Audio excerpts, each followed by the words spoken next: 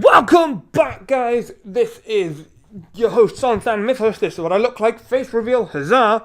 Now, before we get into today's video, which is based off a short I've done recently, breaking down why I placed them there, the Percy Jackson ranking, I've got to quickly say, go to my community post and vote on a poll where I'm asking you, when should my upload schedule be?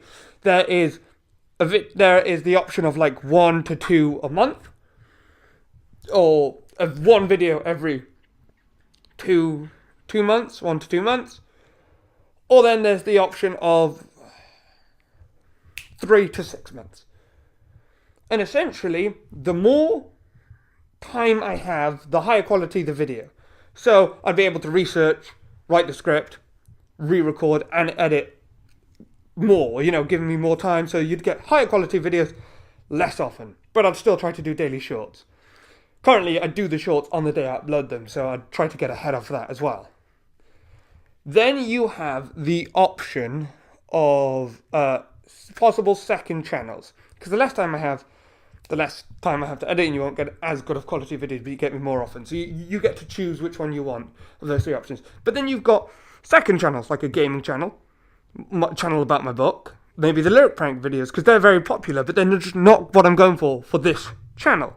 And by choosing one of those, what it could be is we'll find together a good mix. So, for example, we could choose 3, 4, 5, 6 months video uploads. So I'd have one big video. As I get better and as I grow and can afford it, I'd get a team, and we could cut down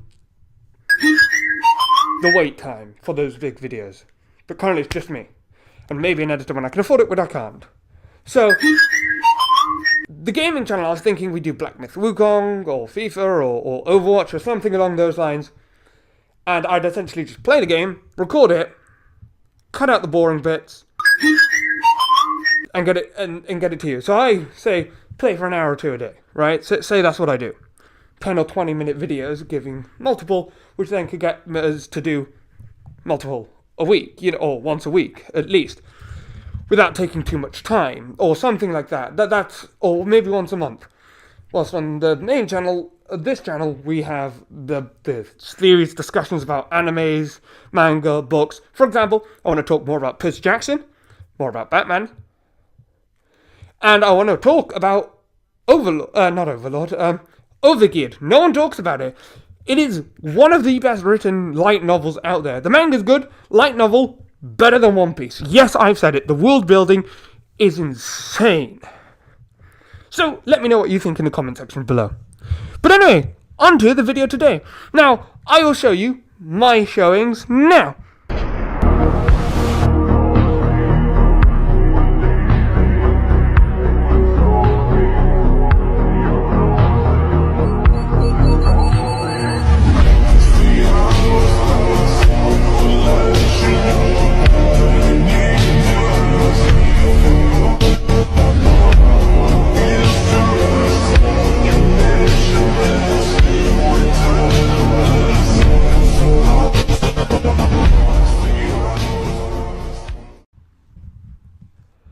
So after that, the reason I put Piper in at 9th, or Pippa, people debate, I'm going to say Pippa and Piper, I'm going to switch between the two, is she's not really good.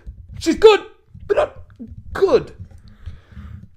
She's by no means weak, but compared to most others, she is weak. Now, her and Leo are two that I think could switch. I think the bottom few can switch, the top few some of them could switch. Piper is in because her charm streak is insane, right? It's really powerful. We know that. But we also know it can't affect Percy for long. And we don't know if it could work on other high, right? So there is a ceiling. And other than that, she's getting good with the dagger, but she's physically a bit weak and all that.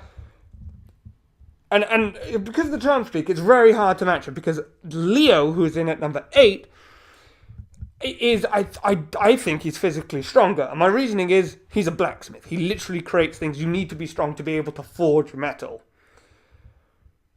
And he's created a dragon. He's created a ship. He's done so much. We're technically ranking them in power, right? But we're also ranking them in usefulness as this group of 7. How much you'd want them on your team if you're fighting an evil thing, but versus, right?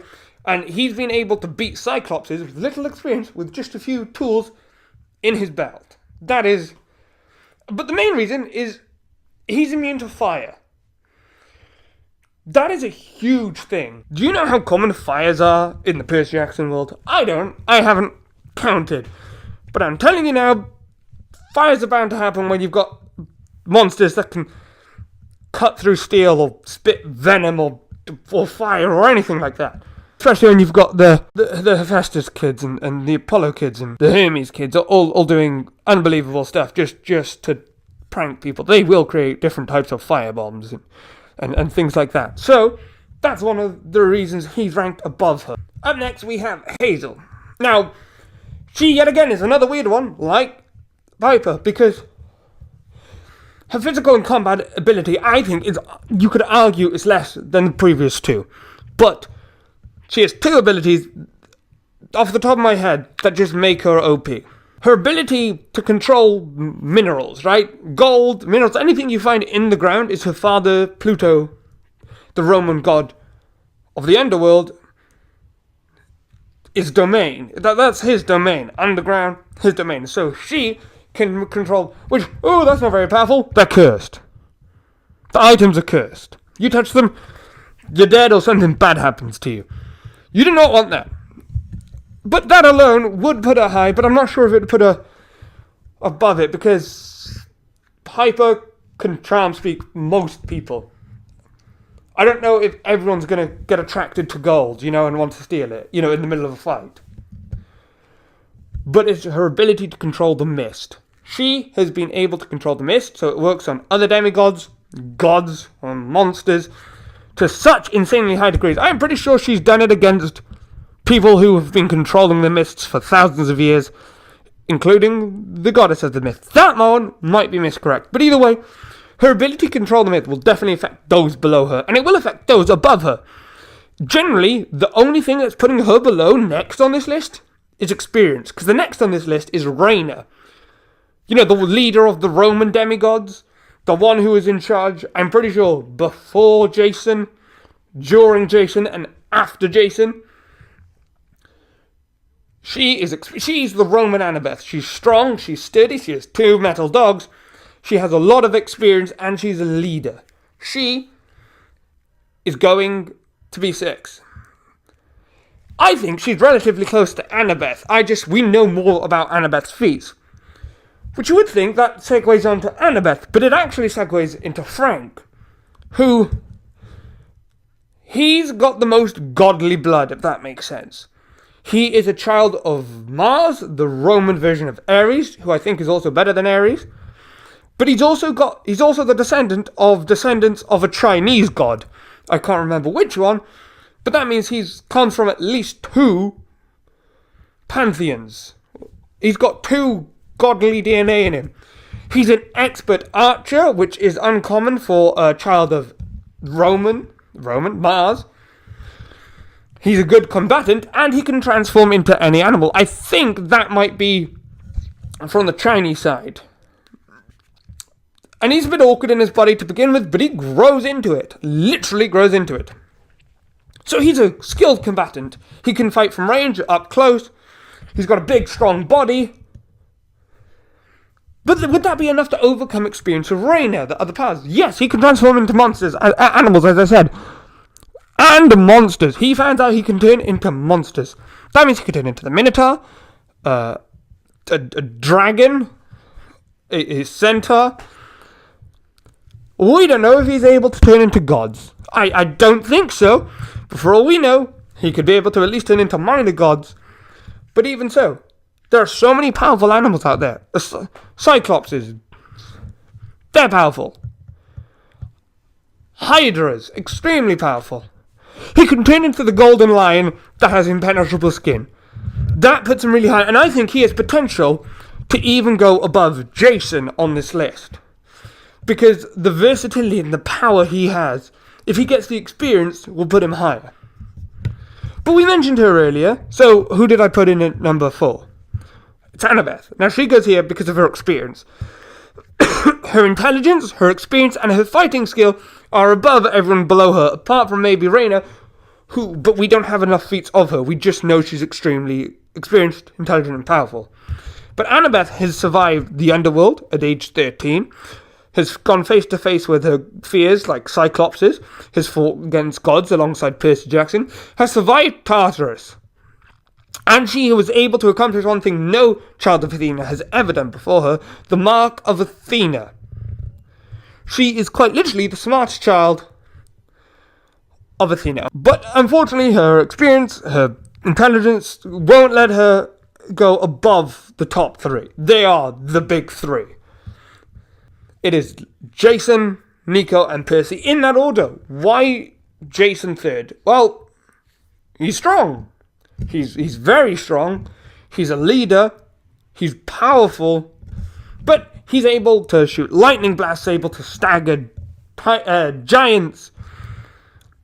He's been able to fight against Percy, though he did lose, and one of the reasons he's third, and I think Frank could get him, is he's got a weak point on his head. Percy bashed his head in, so now he has a weak spot where bricks can knock him out. Bearing in mind, almost all monsters can break through brick walls. So, the fact that he can now get knocked out by brick does show he's got a weakness there. But why is Nico above him? Because, Jason took down a Titan. The same time Percy did.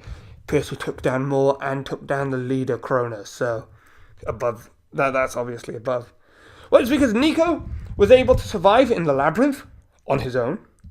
From the age of 11 or 13, was able to survive on his own.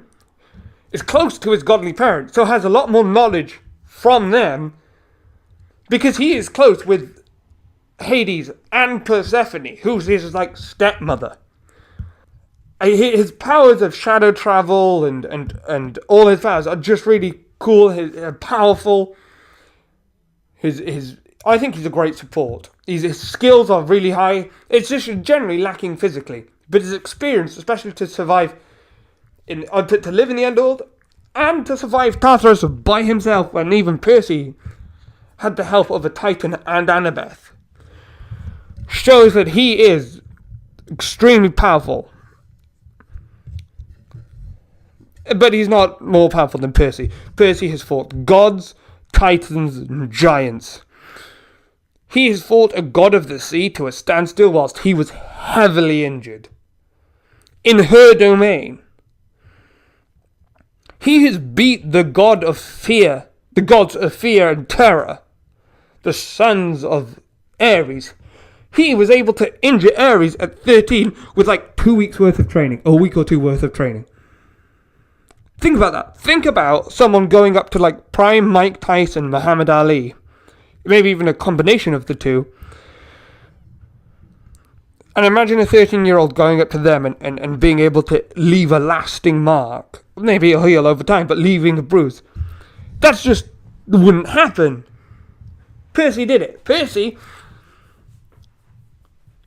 was able to scare, I think it was Nyx, a goddess, a being older than the gods, titans, and giants. One of the oldest beings, older than Gaia. I'm pretty sure it was the one of Misery who's as old as Tartarus. The being there inside that's the father of all monsters. Him. He was able to make her scared after choking her on her own tears and poison. Especially the poison part, because he controlled that, which isn't in his powerhouse. He beat the giant who was designed to kill his father, meaning all of that giant's powers were made to counter his father's. He has the power of his father's, yet he's able to beat that god, that giant. Anyway, hope you guys enjoyed seeing this. Let me know what you guys think. Until next time, peace.